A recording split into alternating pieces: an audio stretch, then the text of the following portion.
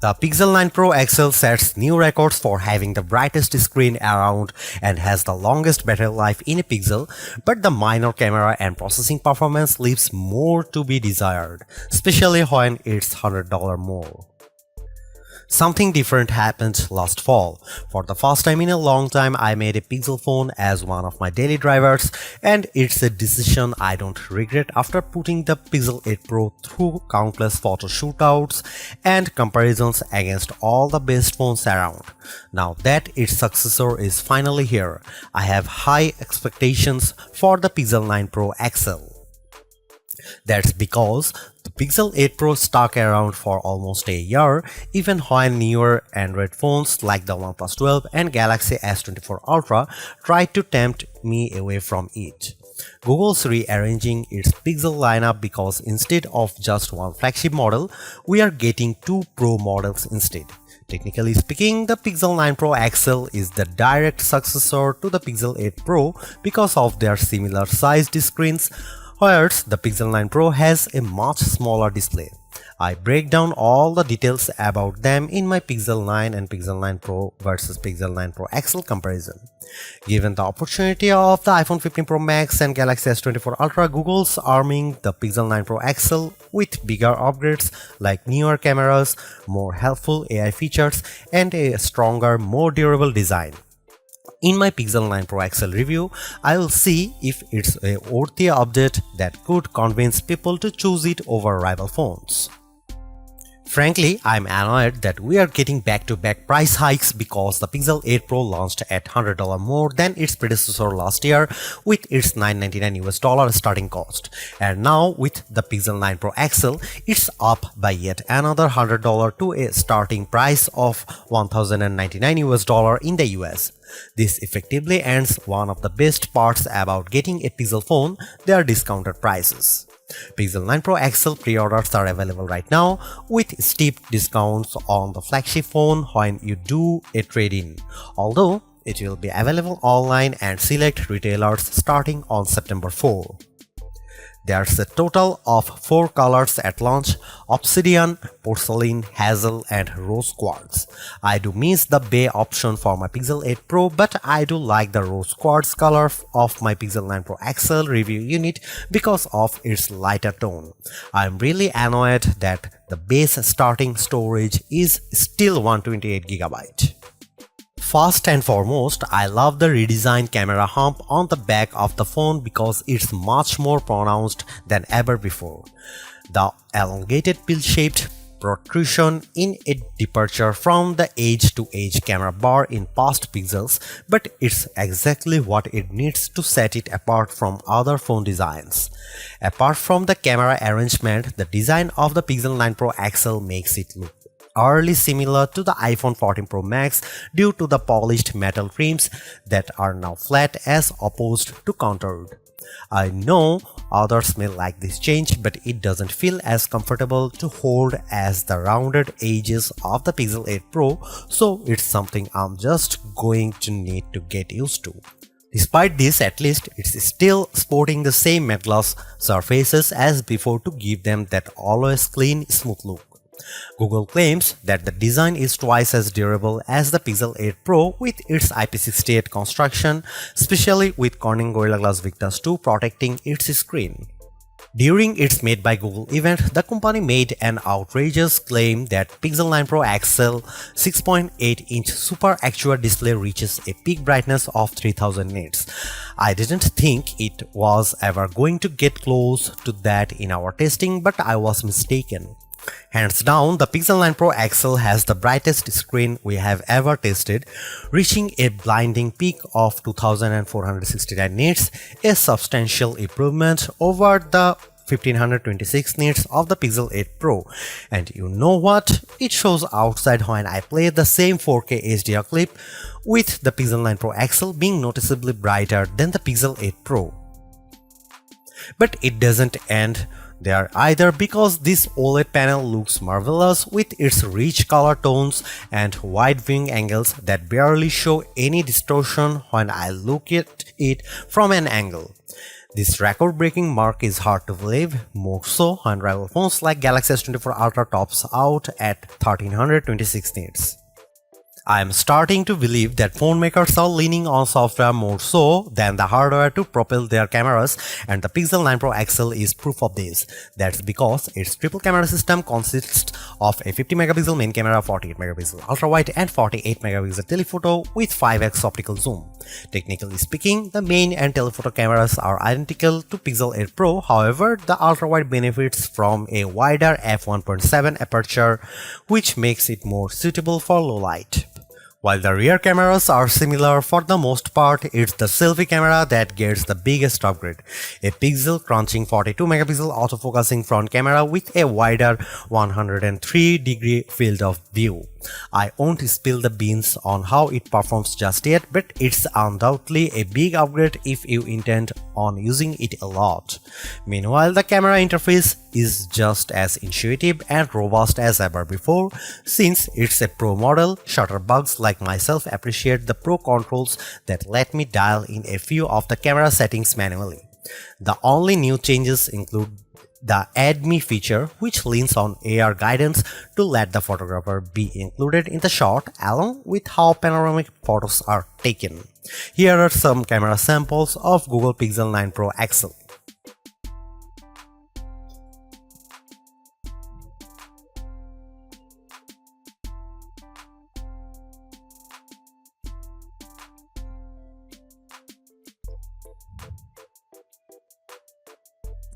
Another reason to choose the Pixel 9 Pro XL is because of its ability to shoot at up to 8K 30 FPS, whereas the previous Pixel 8 Pro caps out at 4K 60 FPS.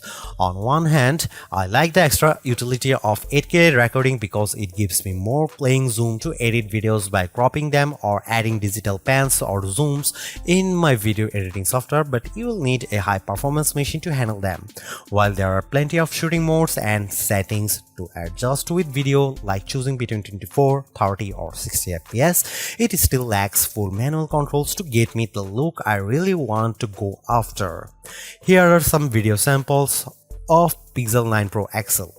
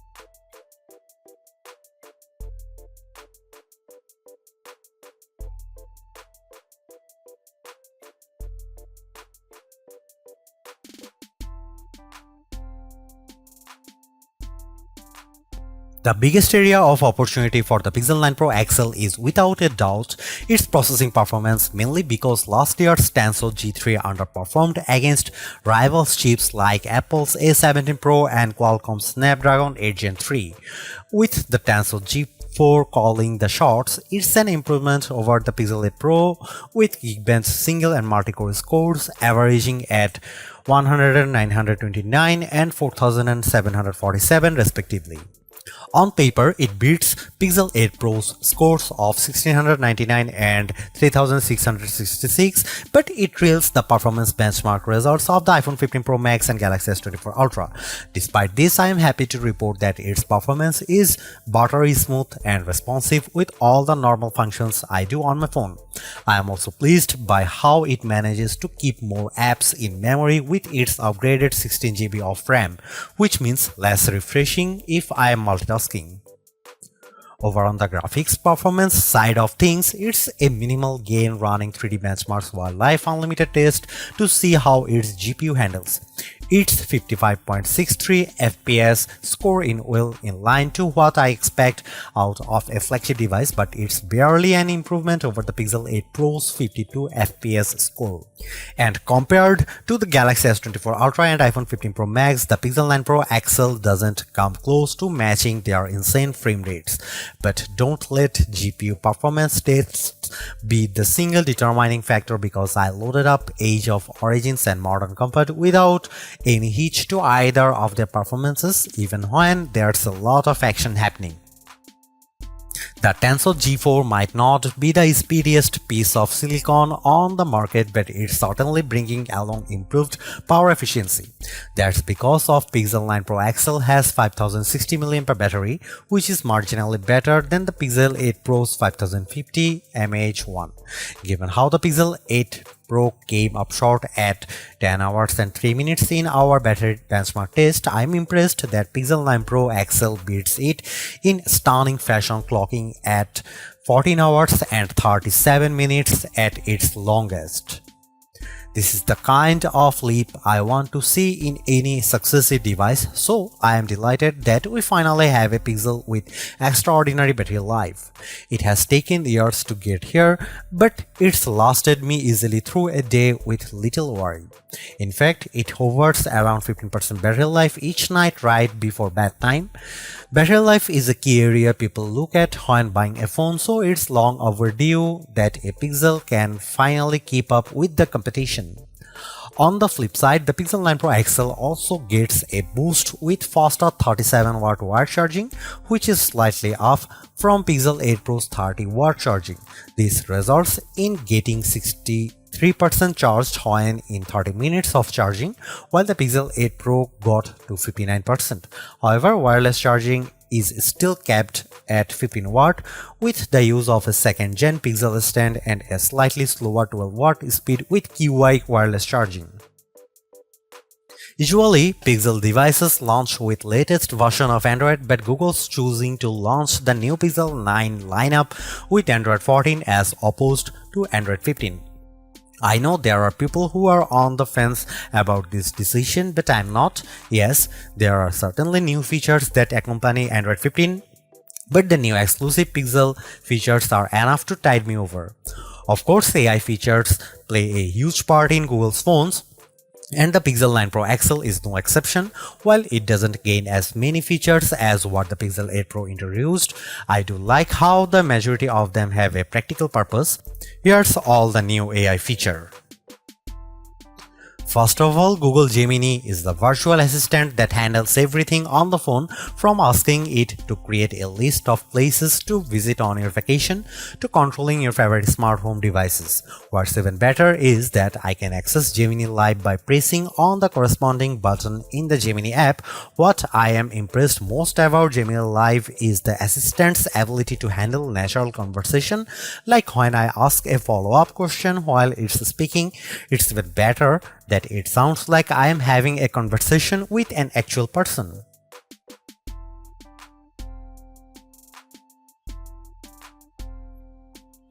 Getting assistance with augmented reality, the Pixel 9 Pro XL's new Add Me feature lets me take group photos with the photographer stitched into the photo later. Essentially, you take one photo, then the Pixel 9 Pro XL guides you to take the second one, with prompts to move closer or further so that the two shots are lined up correctly. Once the second photo is snapped, it then merges the two with help from AI to produce the final photo.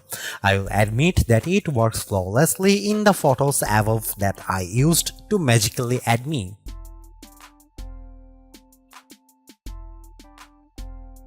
Technically a new feature within Magic Editor. I love how the new Reimagine feature uses generative AI to tweak my photos. It works based on backgrounds which I used to changes up the shots with the photos above.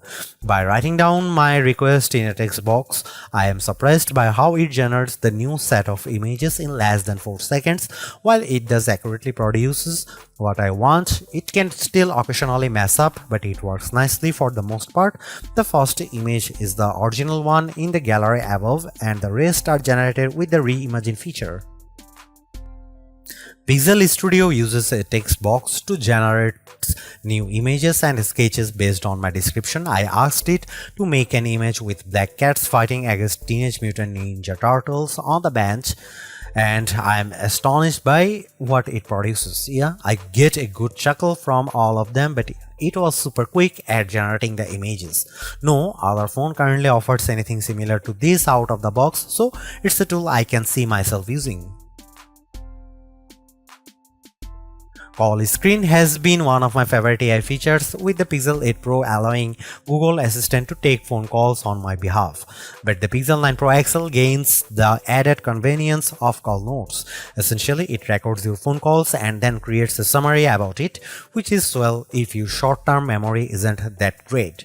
I find it useful because I'm not forced to jot down notes while trying to comprehend the nature of the call. Not only do I get the transcription, but I also like how it intelligently summarizes the call. Clearly, there are improvements with the Pixel 9 Pro XL. Apart from its brighter display and longer battery life, everything else about the Pixel 9 Pro XL feels like its modest upgrade at best, which is made tougher due to its $100 price increase. While the new AI features are helpful, I was hoping for bigger improvements around its camera and processing performance. Given that the Pixel 9 Pro has the same exact camera arrangement as this, there isn't much justification on picking the Pixel 9 Pro XL for photography. And compared to its direct rivals, the Galaxy S24 Ultra and iPhone 15 Pro Max, they definitely cost more but have better performance overall.